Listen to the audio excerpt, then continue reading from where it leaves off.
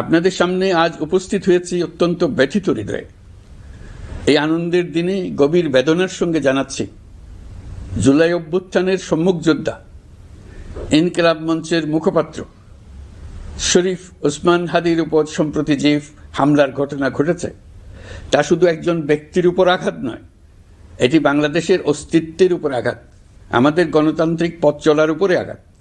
শরীফ ওসমান হাদি বর্তমানে সংকটাপন্ন অবস্থায় চিকিৎসাধীন। তার চিকিৎসা ও নিরাপত্তা নিশ্চিত করতে সরকার প্রয়োজনীয় সব ব্যবস্থা গ্রহণ করেছে। ইতোমধ্যে উন্নত চিকিৎসার জন্য তাকে সিঙ্গাপুরে পাঠানো হয়েছে। আপনারা তার জন্য মহান আল্লাহ তাআলার কাছে অন্তরের অন্তঃস্থল থেকে দোয়া করুন।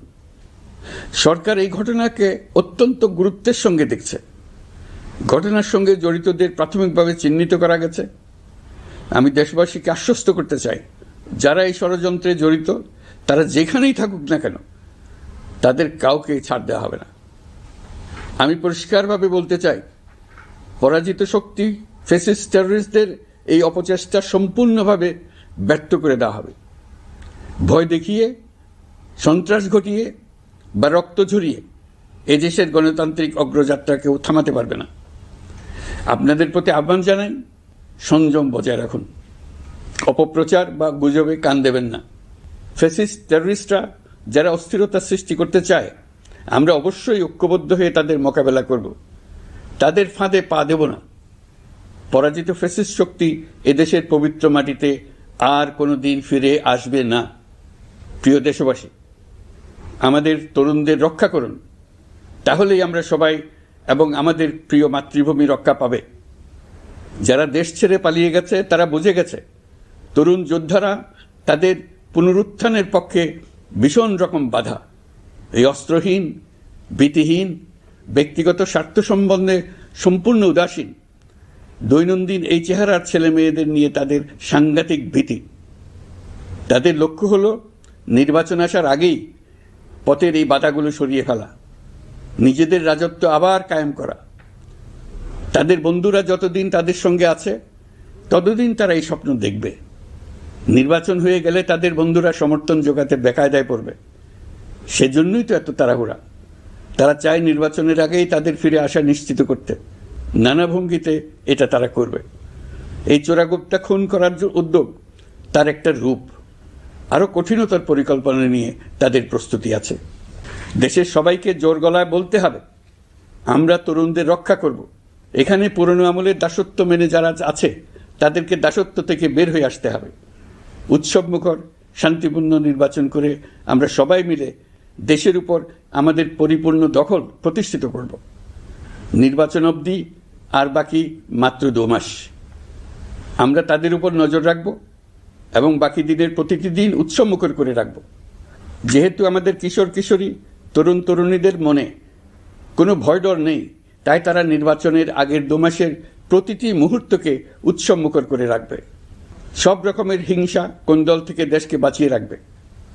প্রিয় দেশবাসী, আপনারা জানেন, জাতীয় নেত্রী, দেশের 3 বারের সাবেক প্রধানমন্ত্রী, গণতান্ত্রিক রাজনীতির অন্যতম শীর্ষ ব্যক্তিত্ব এবং বিএনপি চেয়ারপারসন বেগম খালেদা জিয়া বর্তমানে অসুস্থ অবস্থায় হাসপাতালে আছেন। এই বিষয়টি আমাদের সকলের জন্যই উদ্বেগের বিষয়। অন্তর্বর্তীকালীন সরকার বেগম খালেদা জিয়ার অসুস্থতার বিষয়টি শুরু থেকেই সর্বোচ্চ গুরুত্ব দিয়ে আসছে। বেগম খালেদা জিয়া বাংলাদেশের ইতিহাসের একটি গুরুত্বপূর্ণ অধ্যায়ে মাত্র 30% টাকায় জমির মালিক হয়ে নতুন বাংলাদেশের গড়ে তোলার স্বপ্ন দেখা বাংলা বসতি অবিচ্ছেদ্য অংশ। বাংলাদেশের স্বাধীনতা, সার্বভৌমত্ব ও গণতন্ত্রের প্রতি তার অবিচল অঙ্গীকার, দেশের উন্নয়নে তার অবদান এবং তার প্রতি জনগণের শ্রদ্ধাময় আবেগ বিবেচনা নিয়ে সরকার ইতিমধ্যেই তাকে রাষ্ট্রের অতি গুরুত্বপূর্ণ ব্যক্তি হিসেবে ঘোষণা দিয়েছে। সরকারের পক্ষ থেকে তার চিকিৎসা নিশ্চিত করতে পরিবারের ইচ্ছাকে সম্মান দেখিয়ে প্রয়োজনীয় সব ধরনের সহযোগিতা দেওয়া হচ্ছে। দেশে চিকিৎসার পাশাপাশি প্রয়োজনীয় বিদেশে উন্নত চিকিৎসার ব্যবস্থা সহ সব বিষয় বিবেচনায় রয়েছে। প্রিয় দেশবাসী, দায়িত্ব গ্রহণের পর অন্তর্বর্তীকালীন সরকার 3টি বিষয়কে সর্বাধিক গুরুত্ব দিয়েছে: জুলাই আগস্ট হত্যাকাণ্ডের বিচার, একটি জবাবদিহিমূলক ও কার্যকর গণতান্ত্রিক ব্যবস্থায় উত্তরণের জন্য রাষ্ট্র কাঠামোর প্রয়োজনীয় মৌলিক সংস্কার এবং একটি সুষ্ঠু নির্বাচন। জুলাই গণঅভ্যুত্থানকালে তৎকালীন ফ্যাসিস্ট সরকারের নির্দেশে সংগঠিত হত্যাকাণ্ডের বিচার কাজ যথাযথ আইনি প্রক্রিয়ায় এগিয়ে চলছে। ইতিমধ্যে ট্রাইব্যুনাল কর্তৃক একটা মামলার রায় ঘোষিত হয়েছে।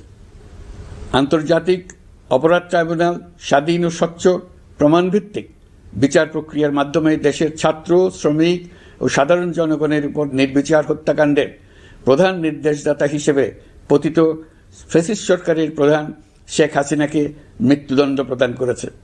যথাযথ আইনি প্রক্রিয়া অংশ হিসেবে অভ্যুত্থানের পর পলাতক শেখ হাসিনা এবং এই মামলার সাজাপ্রাপ্ত অপর আসামি সাবেক স্বরাষ্ট্রমন্ত্রী আসাদুজ্জামান খানকে দেশে ফেরানোর জন্য সরকার আনুষ্ঠানিকভাবে ভারত সরকারকে অনুরোধ জানিয়েছে। প্রিয় দেশবাসী, ইতিমধ্যে বেশ কিছু প্রাতিষ্ঠানিক ও কাঠামোগত সংস্কার সম্পন্ন করা হয়েছে। কয়েক ডজন পুরনো আইন সংশোধন করা হয়েছে এবং বেশ কয়েকটি নতুন আইন প্রণয়ন করা হয়েছে। সংস্কারের সবচেয়ে বড় পদক্ষেপ হচ্ছে জুলাই জাতীয় সনদ। মৌলিক সাংবিধানিক সংস্কার নিশ্চিত করার জন্য এটি আদেশ আকারে জারি করা হয়েছে। জুলাই জাতীয় সনদ বাস্তবায়নে এখন নাগরিকদের অনুমোদন নেওয়ার পালা। তাই আগামী নির্বাচনে আপনাদের সিদ্ধান্ত অপরিসীম গুরুত্বপূর্ণ। গণতান্ত্রিক ভবিষ্যতের পথরেখা এখান থেকেই সূচিত হবে। আগামী সংসদ নির্বাচনের সময় একই সঙ্গে জুলাই জাতীয় সনদের উপর গণভোট অনুষ্ঠিত হবে। এই গণভোটে আপনারা হ্যাঁ না ভোটের মাধ্যমে সংস্কারের পক্ষে বা বিপক্ষে মতামত দিন। নির্বাচন কমিশন ইতিমধ্যে নির্বাচনের তফসিল ঘোষণা করেছে। আগামী 12ই ফেব্রুয়ারি সাধারণ নির্বাচন ও গণভোট অনুষ্ঠিত হবে। এই লক্ষ্যে যাবতীয় প্রস্তুতি চূড়ান্ত করা হয়েছে। সরকার নির্বাচন কমিশনকে সর্বাত্মক সহযোগিতা দিয়ে যাচ্ছে। প্রিয় দেশবাসী, এবারের নির্বাচন ও গণভোট বাংলাদেশের ভবিষ্যৎ পথরেখা নির্ধারণের এক ঐতিহাসিক মুহূর্ত। আমরা কোন ধরনের রাষ্ট্র প্রত্যাশা করি তা নির্ভর করবে গণভোটের ফলাফলের উপরে। এই ভোটের মাধ্যমে ঠিক হবে নতুন বাংলাদেশের চরিত্র, কাঠামো ও অগ্রযাত্রার গতিপথ। আমরা চাই এই নির্বাচন হোক সত্যিকার অর্থে উৎসবমুখর, অংশগ্রহণমূলক, শান্তিপূর্ণ এবং সর্বোপরি সুষ্ঠু। নির্বাচনকে ঘিরে নিরাপত্তা, প্রশাসনিক প্রস্তুতি, প্রযুক্তিগত সহায়তা এবং পর্যবেক্ষণের প্রতিটি ধাপকে আমরা অত্যন্ত গুরুত্বের সঙ্গে বিবেচনা করছি। একটি গ্রহণযোগ্য নির্বাচন আয়োজনের জন্য প্রয়োজনীয় সব ব্যবস্থা গ্রহণে আমরা প্রতিশ্রুতিবদ্ধ। একটি বিষয় বারবার মনে করিয়ে দিতে চাই, নতুন বাংলাদেশ গঠনের দায়িত্ব আমাদের সবার। আপনাদের মূল্যবান ভোটেই আমাদের রাষ্ট্রের ভবিষ্যৎ নির্ধারণ করবে।